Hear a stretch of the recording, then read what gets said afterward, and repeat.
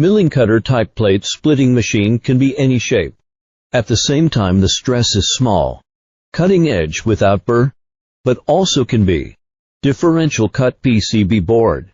Our company is using a positive milling cutter type machine. It has the advantages of the first. Can be any type of cutting. And other types of dividing machine usually can only be a straight line or arc cutting. The second pair of plate design has no limitations. And other types of parting machine need to be pre-PCB board to make V-cut slots or stamp holes. The third stress is small.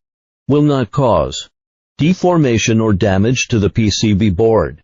And other types of parting machine may produce greater stress and impact. The fourth has offline and online. 2 modes. Can be according to the production demand. Flexible choice. Other types of splitters usually have only one mode.